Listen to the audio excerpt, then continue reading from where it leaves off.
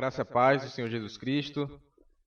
É uma honra estar aqui novamente. Da última vez que eu preguei aqui, não tinha ninguém nessas cadeiras, né? Era só eu.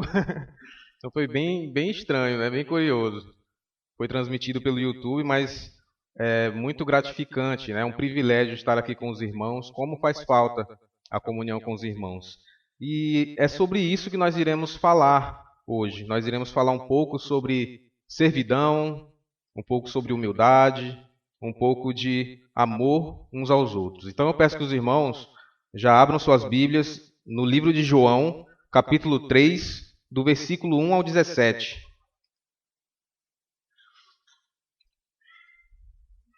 Trata-se da doutrina do lava-pés, que foi justamente a passagem onde antes da ceia do Senhor, da última ceia, Jesus lavou os pés dos discípulos, né? Então nós iremos abordar esse texto, né? Esse texto tem várias nuances, né? Então não vai dar para abordar tudo, mas eu pretendo ser objetivo. Vamos orar antes de começar? Pai querido, quero te agradecer pela tua graça e misericórdia. Obrigado pela vida de cada irmão, Pai, que está aqui. Sabemos que o Senhor, Pai, está no controle de todas as coisas e o Senhor é soberano, Pai. Nós confiamos em Ti. Obrigado pela Tua palavra, obrigado pelo Teu sacrifício na cruz. E, Pai, que nessa noite, Pai, o Senhor nos direcione, Pai, pelo Teu Espírito Santo, Senhor. E que o Senhor possa alcançar, Pai, aqueles que ainda não Te conhecem. É isso que te pedimos, no nome de Jesus. Amém. Todos acharam, então? João, capítulo 13, do versículo 1 ao 17. Amém? Nós faremos a leitura do texto inteiro e, à medida que eu for lendo, eu irei explanando os tópicos, ok? Um pouco antes da festa da Páscoa, sabendo Jesus que havia chegado o tempo em que deixaria este mundo e iria para o Pai, tendo amado os seus que estavam no mundo, amou-os até o fim. Estava sendo servido o jantar, e o diabo já havia induzido Judas Iscariotes, filho de Simão, a trair Jesus. Jesus sabia que o Pai havia colocado todas as coisas debaixo do seu poder, e que viera de Deus, e estava voltando para Deus. Assim, levantou-se da mesa, tirou sua capa e colocou uma toalha em volta da cintura. Depois disso, derramou água numa bacia, e começou a lavar os pés dos discípulos, enxugando-os com a toalha que estava em sua cintura. Chegou-se a Simão Pedro, que lhe disse: Senhor, vai lavar os meus pés? Respondeu Jesus: Você não compreende agora o que eu estou lhe fazendo, mais tarde, porém, entenderá. Disse Pedro: Não, nunca lavarás os meus pés. Jesus respondeu: Se eu não os lavar, você não terá parte comigo. Respondeu Simão Pedro: Então, Senhor, não apenas os meus pés, mas também as minhas mãos e minha cabeça.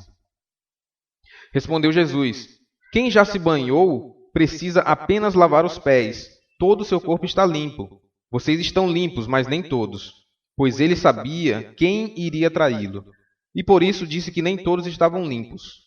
Quando terminou de lavar-lhes os pés, Jesus tornou a vestir sua capa e voltou ao seu lugar. Então lhes perguntou: Vocês entendem o que lhes fiz? Vocês me chamam de mestre e senhor, e com razão, pois eu o sou. Pois bem, se eu, sendo senhor e mestre de vocês, lavei-lhes os pés, vocês também devem lavar os pés uns dos outros. Eu lhes dei o exemplo para que vocês façam como lhes fiz. Digo-lhes verdadeiramente que nenhum escravo é maior do que o seu senhor, como também nenhum mensageiro é maior do que aquele que o enviou. Agora que vocês sabem estas coisas, felizes serão se as praticarem. Amém, irmãos? Então, como eu havia falado, meus irmãos, mencionado, trata-se de um momento antes ali da ceia do Senhor, né? Então, foi numa quinta-feira que ocorreu isso em Jerusalém. Na sexta-feira, Jesus seria crucificado, onde na sexta-feira seria o dia da preparação. Na quinta-feira, onde houve a cerimônia, né, vamos dizer assim, do lava-pés, era considerada o primeiro dia da festa dos pães e também o dia em que sacrificava-se o cordeiro pascal. Então, durante essa semana foi uma semana bem agitada, né? No começo da semana, 5 a 6 dias antes, o Senhor estava chorando por causa da morte de Lázaro, mesmo sabendo que ele ressuscitaria, né? E também durante a semana houve a entrada triunfal de Jesus em Jerusalém, no qual ele também chorou, porque ele tinha visto a destruição daquele povo e também a rejeição que aquele povo tinha para o seu Senhor. E tudo isso trouxe aflição para Jesus, trouxe ansiedade para o seu coração. Né? Então foi uma semana bem difícil, uma semana bem conturbada para os discípulos também. Tanto é que em João, capítulo 12, versículo 27, Jesus fala a 2 discípulos, André e Filipe: agora está angustiada a minha alma. Então Jesus ele já pensava na sua morte durante a semana.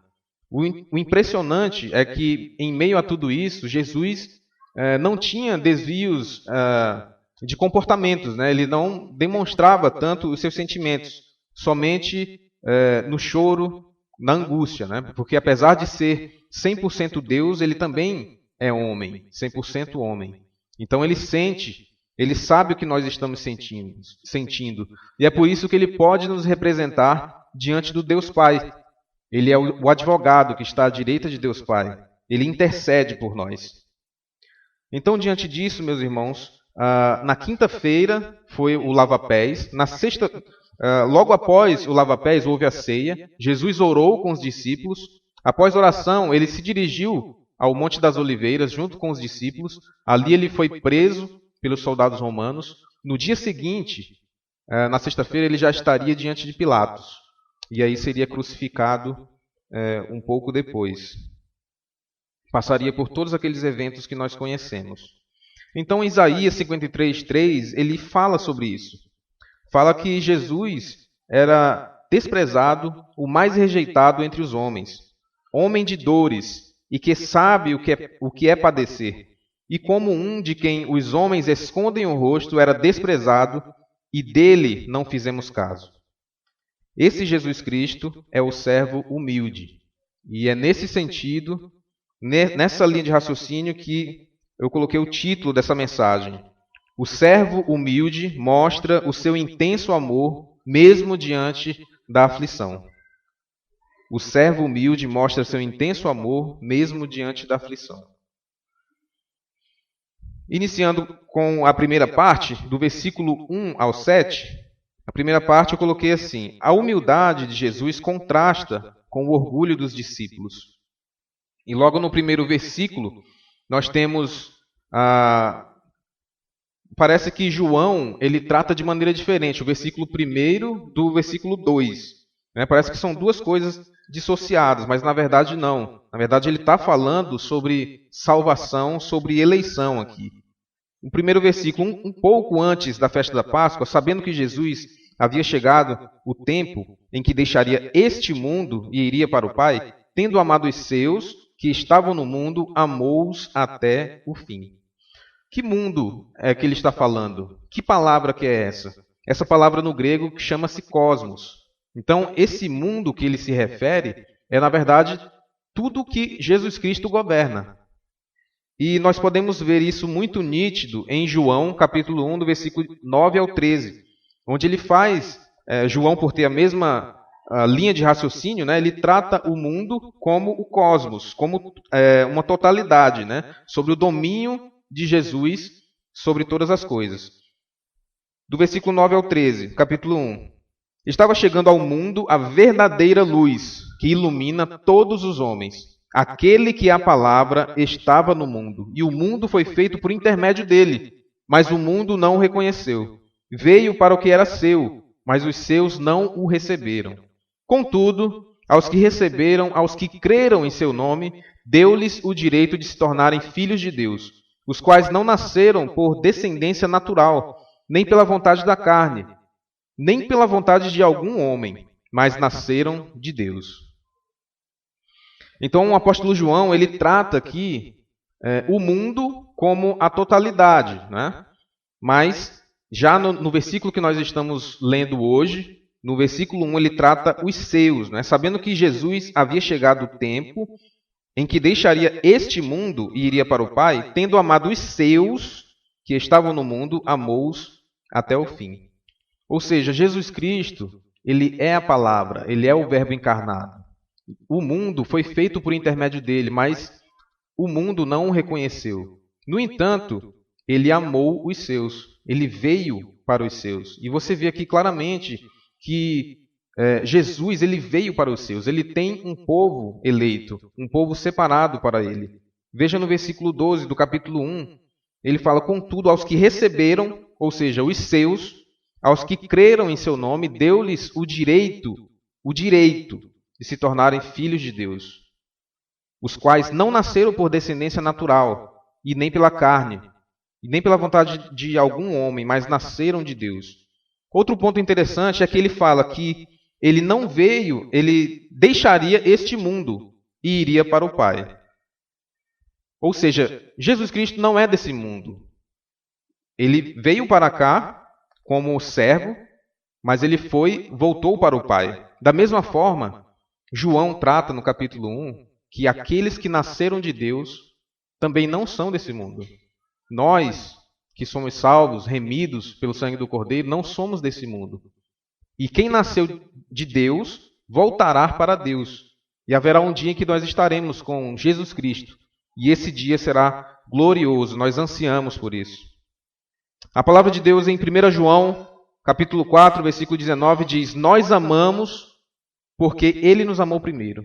Nós só o amamos porque Ele nos amou primeiro. O Senhor se revela para nós.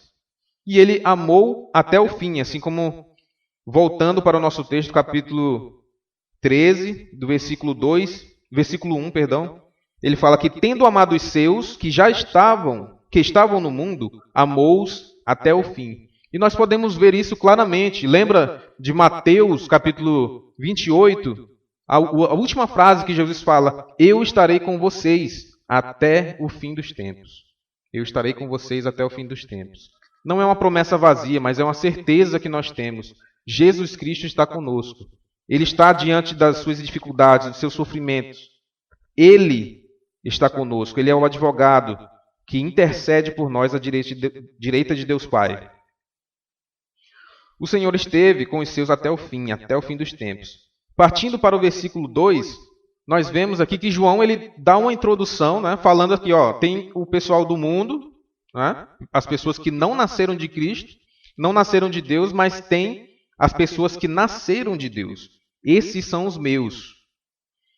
E aqui ele já aborda Judas, que não era de Deus. Judas era do mundo. Versículo 2.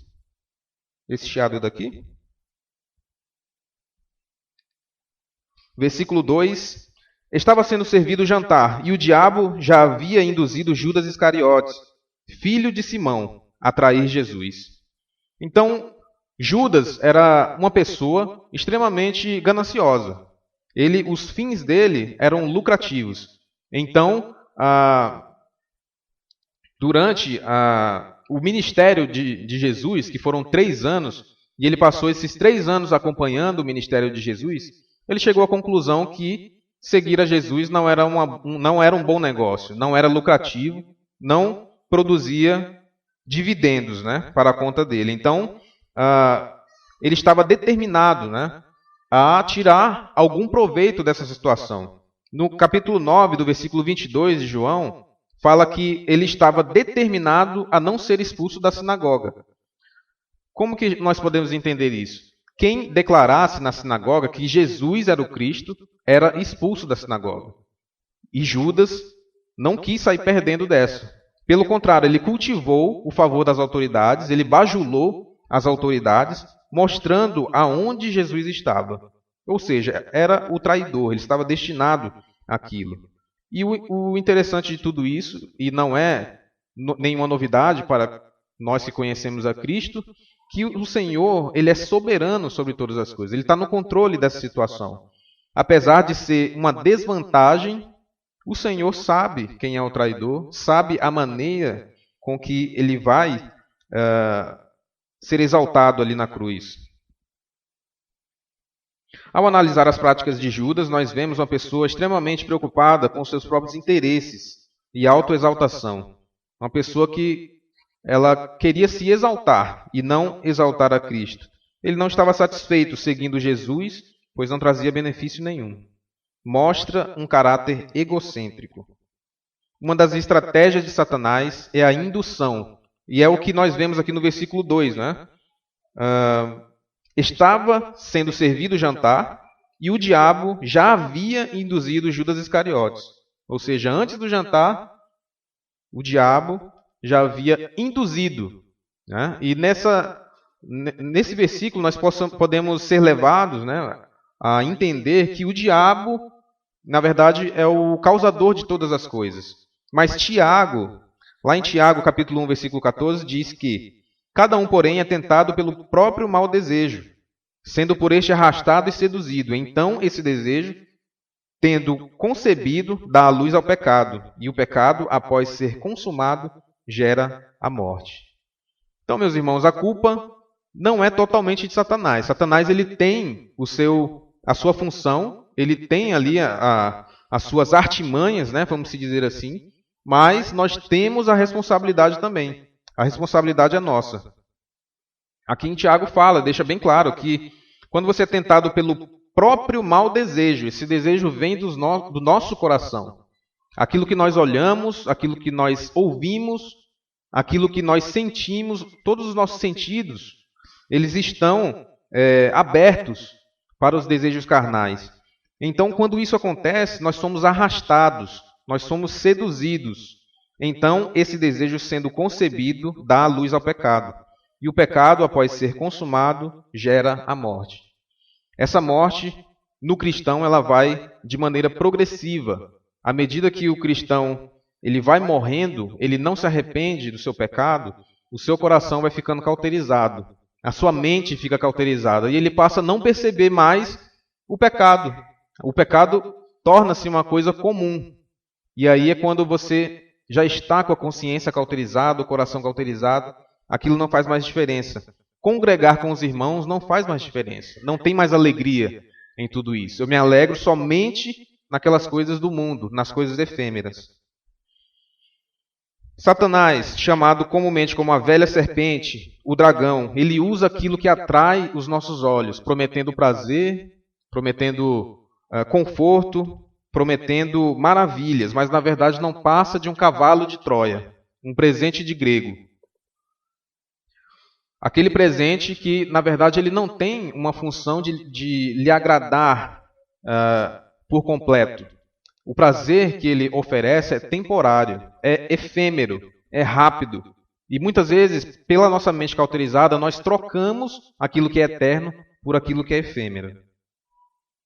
O seu único objetivo é a destruição. Judas era incrédulo, não cria no Senhor. Portanto, não tinha também as ferramentas que os cristãos têm. Os cristãos são amplamente abastecidos, né, com o Espírito Santo, com as armaduras descritas em Efésios pelo apóstolo Paulo. Judas não tinha, por exemplo, o capacete da salvação. Ele não tinha como ter essa defesa, ficando refém à sua própria natureza. E ele não tinha, não porque ele era incapaz intelectualmente, mas porque não lhe foi dado. A fé e o arrependimento são um dom, é de graça. O Senhor atrai a pessoa e a pessoa se achega a Cristo por causa do seu amor, por causa da sua benignidade.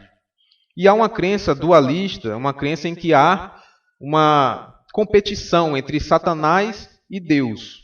É uma crença totalmente errônea, porque Satanás é uma criação de Deus. O nosso Senhor ele é soberano. Nosso Senhor está no controle de todas as coisas. Ele é onisciente, onipresente e onipotente. Não há embasamento bíblico para que você sustente tal afirmação. O versículo 2 deveria servir de advertência para nós. Judas fez a melhor escola teológica.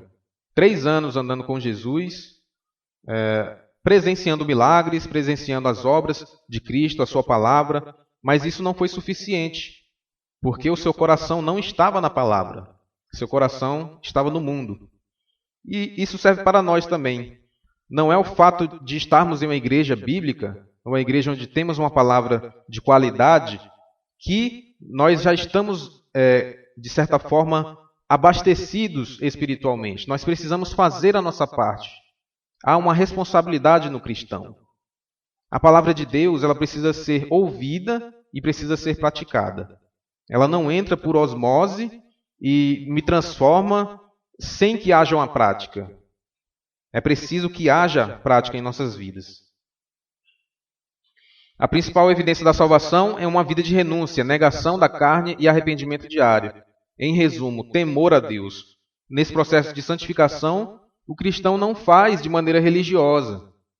Ele não faz como se fosse um ritual, mas ele quer ter um relacionamento íntimo com o Senhor Jesus. E dessa maneira, ele expõe o seu amor na prática. É como diz, o justo viverá pela fé. Em Lucas capítulo 9, versículo 23 e 24, diz: Se alguém quiser acompanhar-me, negue a si mesmo, tome diariamente a sua cruz e siga-me. Pois quem quiser salvar a sua vida, a perderá. Mas quem perder a sua vida por minha causa, este a salvará. Continuando aqui no nosso texto, do versículo 3 em diante. Jesus sabia então que o Pai havia colocado todas as coisas debaixo do seu poder, e que viera de Deus e estava voltando para Deus. Assim levantou-se da mesa, tirou a capa, colocou a toalha em volta da cintura. Depois disso, derramou água numa bacia e começou a lavar os pés dos discípulos, enxugando com a toalha em que estava na cintura. Chegou-se a Simão Pedro, que lhe disse: Senhor, vai lavar os meus pés? Respondeu Jesus: Você não compreende agora o que eu estou fazendo. Mais tarde, porém, entenderá. Então, meus irmãos, o contexto aqui é que Jesus e os discípulos estavam vindo de Betânia. E aquela região por onde eles andavam era uma região muito lamacenta, região de muita poeira. Então, por mais que eles tivessem tomado banho, no decorrer do caminho, os pés estavam daquele jeito, só a poeira, só a sujeira. Então, era de praxe, quando eles eram convidados para algum lugar, que houvesse ali, pelo anfitrião da casa, um servo, um escravo, encarregado de lavar os pés dos convidados. No entanto, como eu havia falado antes, foi uma semana muito corrida. Os discípulos tiveram que planejar a ceia, tiveram que conseguir um lugar, um cômodo, e esse cômodo foi emprestado. Alguns comentaristas falam que foi alugado. E como foi tudo, de certa forma, muito corrido, eles acabaram esquecendo desse detalhe, dessa regra de etiqueta, vamos dizer assim, do servo que lava os pés dos convidados. Então, muitas vezes nós esquecemos, é normal. A gente está planejando alguma coisa, você está planejando um aniversário, esquece de alguma coisa, está planejando a conferência, esquece de outras coisas, só depois que terminou é que a gente vai se dar conta. Poxa, podia ter trazido aquilo, ia fazer toda a diferença no evento. Então, meus irmãos, o que acontece é o seguinte. Os discípulos se assentam na mesa, se assentam no chão, na verdade. A mesa é bem baixa. Então, aquela última ceia que nós vemos nas pinturas, onde são cadeiras normais, aquilo não condiz com o contexto histórico. O contexto histórico era que as mesas eram baixas e os discípulos sentavam-se no chão. E quando eles iam se alimentar, eles se inclinavam de maneira que eles ficavam bem próximos uns dos outros. O que acontece? Jesus espera uma iniciativa. Ele aguarda que alguém levante e lave os pés, que faça o papel de servo. No entanto, não houve essa iniciativa pela parte de ninguém. Os discípulos estavam prontos para ceiar com os pés sujos. E aí o que Jesus faz? Jesus levanta-se né? Jesus tira a sua capa, né? Isso já é um sinal de humildade.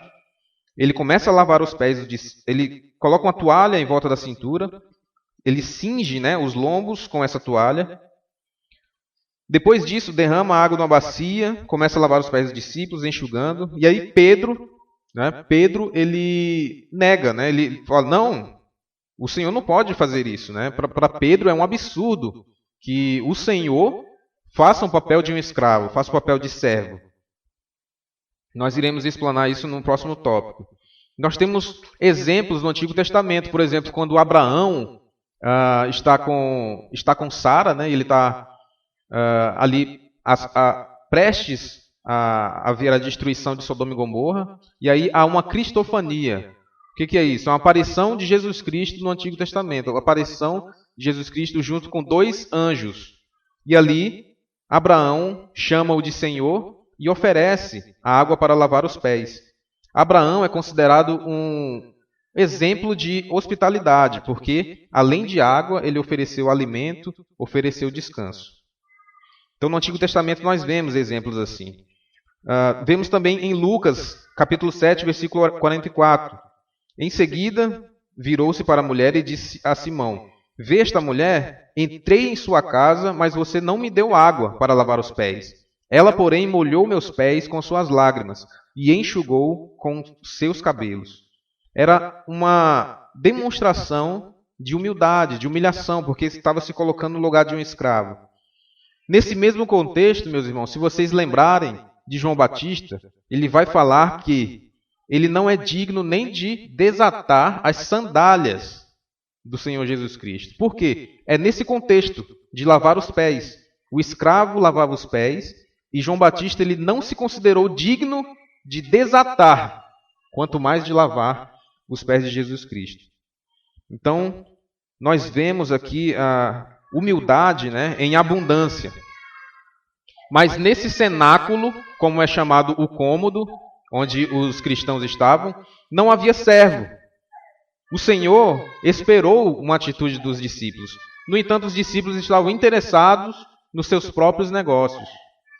Os discípulos, um momento antes, eles estavam discutindo quem seria o maior no reino dos céus. Então, veja que os discípulos estavam totalmente perdidos, alienados, eles não estavam na mesma sintonia de Jesus. Jesus via de maneira panorâmica. Os discípulos era como se tivesse freio de burro, né?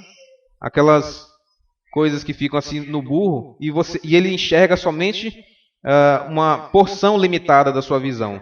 No entanto, Jesus tinha uma visão periférica, porque ele é Deus, ele está no controle das coisas. E é nesse meio de homens cheios de tanta importância pessoal e de um traidor que Jesus dá essa demonstração de humildade. Ele levanta-se e lava os pés dos discípulos. Se você parar para pensar, ele lava até mesmo os pés de Judas, seu inimigo, sabendo que ele iria traí-lo. Quanto à humildade, nós podemos aprender muito com isso. Para Jesus, lavar os pés era somente uma parte da obra da humilhação. O nosso Senhor foi totalmente humilhado, inclusive por nós. Em Romanos 5, versículo 10, Paulo diz, se quando éramos inimigos de Deus, fomos reconciliados com Ele mediante a morte de seu Filho, quanto mais agora, tendo sido reconciliados, seremos salvos por sua vida. Apesar de sua humilhação, apesar do seu sofrimento, foi através da cruz que nós tivemos acesso ao Deus Pai. E glória a Deus pela graça, pelo seu sangue derramado. Diante disso, meus irmãos, diante do versículo 7, no qual Jesus fala, você não compreende agora o que eu estou fazendo, mais tarde, porém, entenderá. E nós fazemos muitas vezes isso, né? Nós questionamos os propósitos de Deus para a nossa vida. O que você faz quando você está com problemas? Você discute com Deus ou você se coloca na dependência dele, aceitando o que vem dele? Você tem questionado o propósito de Deus para a sua vida? Se sim, Jesus está dizendo claramente para você, você não entende ainda, apenas aceite. É como se ele falasse para Pedro, Não discuta, eu sei o que eu estou fazendo. Isaías 55, do 8 ao 9, diz assim: Pois os meus pensamentos não são os pensamentos de vocês, nem os seus caminhos são os meus caminhos, declara o Senhor. Assim como os céus são mais altos do que a terra, também os meus caminhos são mais altos do que os seus caminhos, e os meus pensamentos são mais altos do que os seus pensamentos. Então, quem irá aconselhar o Senhor? Quem dará conselhos ao Senhor? Nas nossas dificuldades, será que nós estamos impondo a nossa vontade ou estamos aceitando a vontade de Deus? Nós precisamos meditar nisso. Partindo para a segunda parte, meus irmãos, o servo humilde ensina sobre a importância da santidade. Do versículo 8 ao 11. Disse Pedro: Não, nunca lavarás os meus pés. Jesus respondeu: Se eu não lavar, você não terá parte comigo. Então Jesus foi curto e grosso aqui. Na mesma forma que Pedro foi precipitado a falar, Jesus também foi curto e grosso. Respondeu Simão: Então, Senhor, não apenas os meus pés, mas também as minhas mãos e a minha cabeça. E aí nós já vemos um extremo, né? Ou é 8 ou é 80, né? Ou é tudo ou é nada. Pedro era desse jeito. Era a sua personalidade, ele era intenso. Ele se envolvia com tudo que Jesus estava. No entanto, também ele tinha esse lado de errar, mas às vezes acertar também. Jesus respondeu: Quem já se banhou precisa apenas lavar os pés. Todo o seu corpo está limpo. Vocês estão limpos, mas nem todos. Pois ele sabia quem iria traí-lo, e por isso disse que nem todos estavam limpos. Então, para Pedro era inimaginável. Pedro era impulsivo, era impetuoso quando ele falava. No entanto, fazia parte da personalidade de Pedro se envolver, ter iniciativa, coragem. No entanto, não foi dessa vez em que ele teve iniciativa. Ele poderia muito bem ter levantado e tomado ali a posição de servo. No entanto, nós vemos essa característica, que só aprende quem faz. Né? Pedro, se você observar a vida de Pedro, você vê que ele tomou a iniciativa na maioria das vezes. Ali no barco, enquanto os discípulos estavam com medo de descer do barco, Pedro desceu do barco e foi até Jesus, caminhando até Jesus. Ele tomou a iniciativa. Ele se envolvia. Da mesma forma, aqui no lava-pés. Os outros discípulos ficaram quietos. E Pedro falou. Ele corria o risco, ele tinha coragem. Ele corria o risco de errar. Mas também, muitas vezes ele acertava. Se você também prestar atenção à maneira como o Senhor Jesus lida com Pedro, quando ele quer corrigir Pedro, ele chama de Simão. E quando ele quer... Quando Pedro acerta, né, ele chama de Pedro. Então, observe isso quando vocês lerem nos evangelhos. Então, só bate o carro quem dirige com frequência, não é? Se você não dirige, então você não bate o carro. Como é que você vai aprender a nadar se você não engolir um pouquinho de água, né? Então você precisa gastar energia, precisa se propor a fazer as coisas para poder aprender aquilo que você se propõe. E da mesma forma é o serviço na casa do Senhor. Servir não é uma questão de aprendizado intelectual, mas é uma questão de prática. Você precisa se colocar à disposição. Interessante como as coisas batem, né? O Senhor soberano. Handel trouxe um versículo aqui que fala sobre servidão, onde novos convertidos serão servidos, mas irão servir também. Essa é a dinâmica da igreja. Uns servindo aos outros, e dessa maneira o corpo de Cristo é edificado. No versículo 10 ao 11, quem se banhou, né, ele fala sobre essa diferença. Então aqui nós vemos duas realidades, aqueles que se banharam e aqueles que não se banharam. Os que se banharam significa aqueles que são justificados, aqueles que já foram lavados pelo sangue do Cordeiro, não precisam se lavar novamente, somente limpar os pés. Então, se você se banhou, diariamente confesse o seu pecado ao Senhor. Arrependa-se dos seus pecados. É uma vida diária de arrependimento. Você não precisa tomar banho da cabeça aos pés novamente, somente limpe os pés. Diariamente limpe os pés. Note que ele não fala isso semanalmente, periodicamente, é todos os dias. Você tem que lavar os pés todos os dias. Por quê? Esse mundo jaz no maligno. Nós somos contaminados diariamente pelas coisas do mundo. E o cristão ele precisa ser lavado pela água viva, que é Jesus Cristo, que é a sua palavra.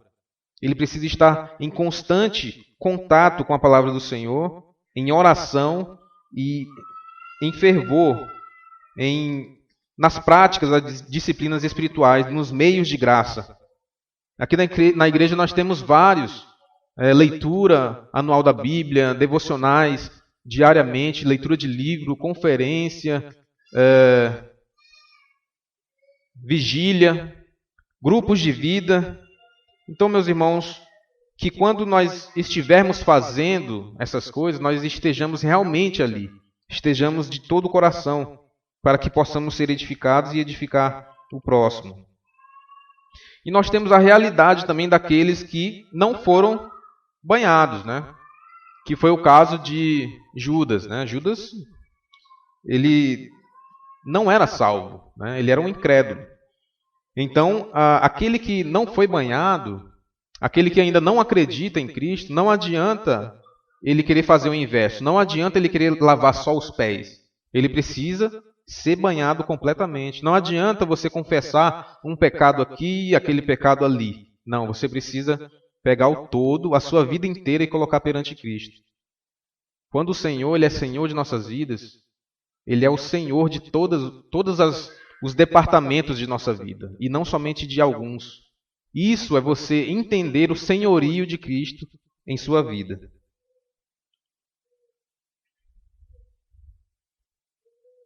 Então, meus irmãos, nós fazemos muitas vezes assim como Pedro. Nós ditamos a maneira com que o Senhor irá fazer em nossas vidas. No entanto, o Senhor sempre faz a sua vontade. Vivemos em um mundo onde o homem acha que pode se limpar por meio de suas próprias obras. Os homens são autossuficientes e acham que podem alcançar a salvação por meio de suas obras. Nossas obras são como trapos de imundícia, assim como Isaías diz. Não tem como você se lavar. É necessário que um servo, o servo humilde, lave os seus pés. E se você ainda não foi banhado por inteiro, você precisa ser banhado por inteiro. A não ser que Cristo o limpe, você continuará sujo por causa do pecado. E não importa o quanto você se limpe, porque Ele é o caminho, a verdade e a vida. Ninguém vai ao Pai se não for por meio dele. Aos que já foram banhados, ou seja, aqueles que já se renderam, é necessário arrependimento diário. É necessário todos os dias nós pedimos perdão pelos nossos pecados que ofendem a santidade do Senhor. O seu amor é duradouro, permanente, eterno. Se você ainda não foi banhado por Cristo, meu irmão, arrependa-se do seu pecado. Coloque-se diante do Senhor. Ele é misericordioso, Ele tem compaixão e Ele aceita todos aqueles que se aproximam dele. Você precisa ser banhado por completo, para depois limpar os seus pés diariamente. Partindo para o terceiro tópico. Bem-aventurados são os que servem. Do versículo 12 ao 17. Quando terminou de lavar os pés, Jesus tornou a vestir sua capa e voltou ao seu lugar. Então lhes perguntou: vocês entendem o que lhes fiz? Vocês me chamam mestre e senhor, e com razão, pois eu o sou. Pois bem, se eu, sendo senhor e mestre de vocês, lavei-lhes os pés, vocês também devem lavar os pés uns dos outros. Eu lhes dei o exemplo, para que vocês façam como lhes fiz. Digo-lhes verdadeiramente que nenhum escravo é maior do que o seu senhor, como também nenhum mensageiro é maior do que aquele que o enviou. Agora que vocês sabem estas coisas, felizes serão se as praticarem. Felizes serão se a praticarem. Bem-aventurados os que praticarem o serviço. Versículo 12 ao 14. Trata-se de um argumento do maior para o menor. Ou seja, se eu sou mestre, eu sou o Senhor de todas as coisas. Eu sou o Verbo, a palavra. Se eu fiz isso com vocês, por que vocês não vão fazer com vocês? Entre vocês, os discípulos. Então, é um argumento irrefutável, né? Ele é perfeito, ele é santo, ele é imaculado, ele é o Cordeiro de Deus que tira o pecado do mundo. Ele tirou a sua capa, colocou-se na posição de escravo, na posição de servo, e ali ele lavou os pés dos discípulos e até de Judas.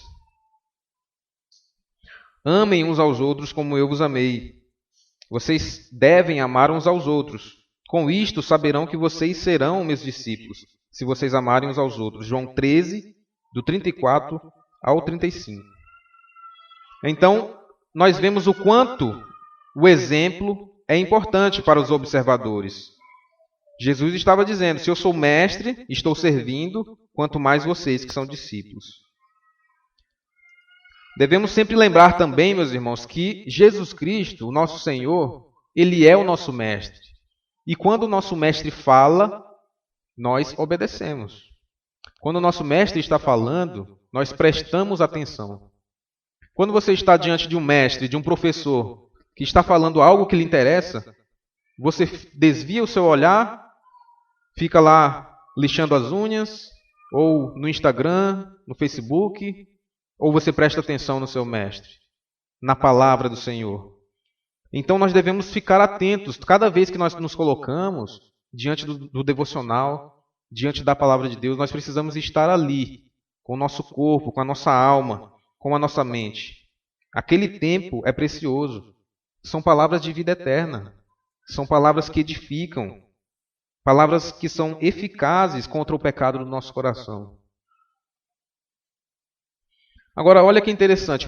No versículo 15, eu lhes dei o exemplo, para que vocês façam como lhes fiz. Jesus, ele poderia muito bem falar, que vergonha, vocês estão há 3 anos andando comigo e ainda não entenderam isso? Mas não, Jesus, ele é amoroso, Jesus é paciente. Observe que Jesus está sofrendo, ele está com aflições. No entanto, ele está no controle dos seus sentimentos. Será que nós somos assim quando estamos sofrendo? Quando estamos estressados? Será que nós somos mansos no nosso falar? Jesus não repreende os discípulos negativamente.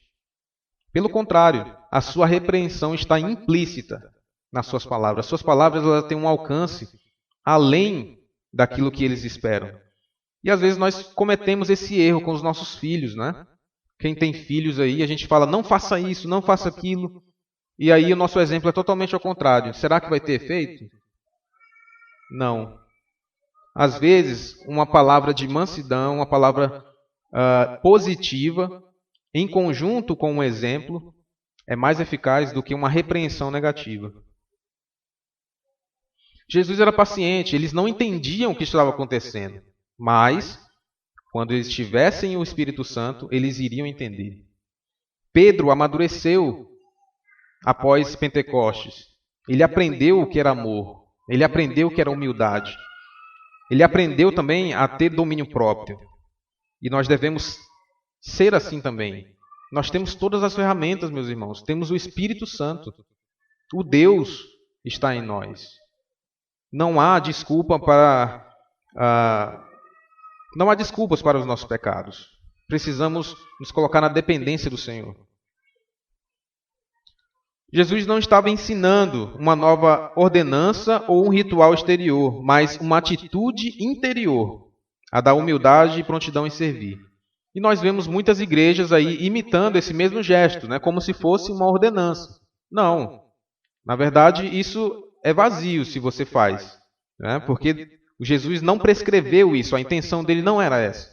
A intenção era que houvesse humildade e prontidão em servir entre o corpo de Cristo, entre os irmãos da igreja.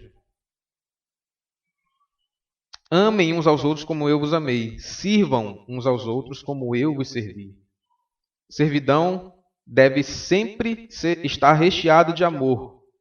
Não podemos servir baseando-se somente em nossos interesses, porque a motivação é muito importante. Nós servimos ao próximo porque amamos a Deus. É primeiramente um relacionamento vertical. Esse relacionamento vertical irá edificar horizontalmente quem está ao meu redor.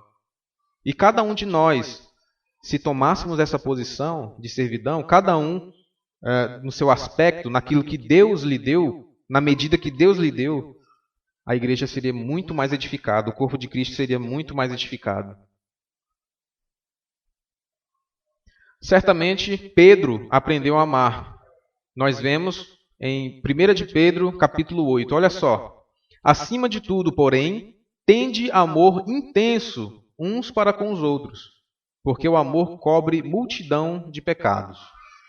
Interessante é que esse amor intenso, ele é do grego ektenes, que significa esticado até o limite. Pense em alguma coisa esticada até o limite, a ponto de romper, a ponto de quebrar. Eu não sei se vocês já viram um vídeo de um amarrador que um navio bem grande, né, está ancorando, né, e aí à medida que o navio ele vai chegando, né, ele vai fazendo as amarrações, né, e aí a corda parece que vai esticar. Chega um momento que ela vai esticar. A corda ela não é tão grossa e o navio é enorme. Parece que vai esticar, mas a habilidade do amarrador faz com que a corda ceda. Ela quase rompe, mas por causa da habilidade do amarrador, ela não rompe. Da mesma forma somos nós, meus irmãos. Nós devemos ter esse amor uns para com os outros, esticar até o limite. Quando nós servimos, nós somos como essa corda. Nós somos frágeis, somos limitados, temos os nossos pecados. E muitas vezes somos imaturos, não percebemos nem mesmo os nossos pecados, muitas vezes, porque somos imaturos. No entanto, quando você se coloca nas mãos de um amarrador eficiente, que é Jesus Cristo, nós temos sucesso. Porque Ele é quem faz a obra, não somos nós. Nós somos somente instrumento em suas mãos. E às vezes nós nos escondemos. Eu sou pequeno, eu sou frágil, eu não sei fazer isso, não sei fazer aquilo. Mas aí, isso é um egocentrismo. Você está olhando para si mesmo. Não está olhando para o tamanho de Deus.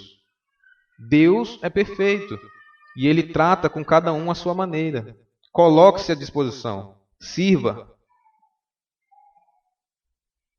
Nós vemos isso também, essa palavra ektenes, em Atos 12:5, quando Pedro então ficou detido na prisão, mas a igreja orava intensamente a Deus por ele.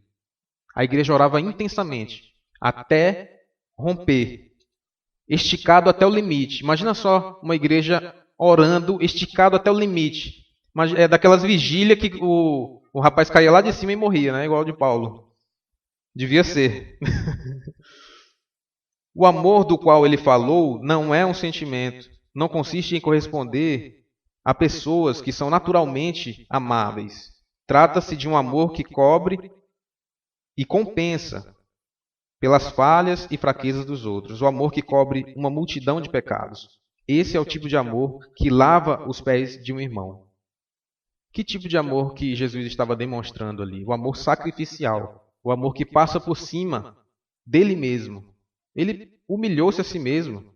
Somente o fato dele ser Deus e encarnar em um homem já é uma humilhação tremenda para um Deus que é santo, um Deus que é perfeito. Ele se deslocou da Trindade para ser homem. E ainda mais, ele desceu ainda mais. Ele tirou a sua capa e se colocou na mais humilhante profissão, né? Vamos dizer assim, de escravo, de servo, e lavou os pés dos discípulos. O nosso Deus é extraordinário, nosso Deus é maravilhoso e Ele cuida de nós. O mais importante é que nós temos o direito, aqueles que creem em Jesus, têm o direito de serem chamados seus filhos. E Ele estará conosco até o fim dos dias. Isso é maravilhoso, isso é reconfortante. Não há sofrimento, não há ansiedade que sobressaia isso, que sobreponha isso. No versículo 17, para finalizar, nós vemos ali que ele fala sobre Agora que vocês sabem estas coisas, felizes serão se as praticarem. Felizes serão se as praticarem. Lembra do Sermão do Monte? Em que ele fala, bem-aventurados os humildes, bem-aventurados, né, os que têm sede de justiça. Aqui também é uma bem-aventurança, né? Não é igual àquela do monte, mas é um mandamento. O Senhor está falando, felizes, bem-aventurados são aqueles que praticam isso. Não é uma promessa, mas é uma certeza. Você será abençoado. E ser abençoado não quer dizer que você será... A sua compreensão de felicidade, muitas vezes, é diferente da Bíblia, né? Às vezes a pessoa está passando por sofrimento, mas ela é bem-aventurada. Por quê? Ela está debaixo do propósito de Deus. Deus está usando ela como um objeto de favor. Ela é um instrumento nas mãos de Deus. Mas ela é uma bem-aventurada. A gente pensa assim, felizes, né? Felizes é sem problema, né? Sem sofrimento. Não. Às vezes o que Deus quer para a sua vida é totalmente diferente do que você deseja. E humildade é você se submeter à vontade dele, independente do que você acha ou não.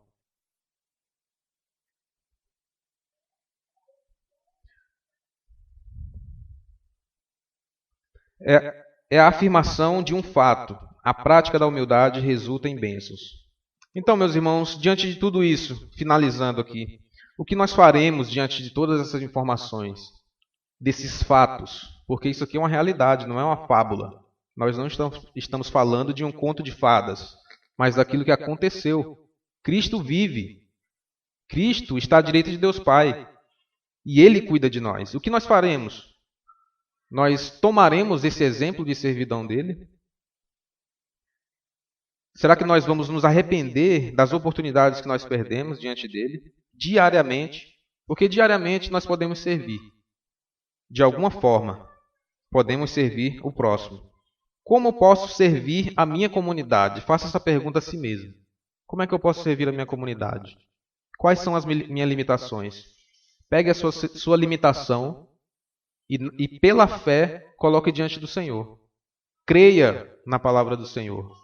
Quando nós não cremos na palavra do Senhor, é uma forma de incredulidade, né? Porque a palavra de Deus fala, não fiquem ansiosos por coisa alguma. Por que eu fico ansioso? Porque há incredulidade em mim. E eu preciso combater isso pela palavra.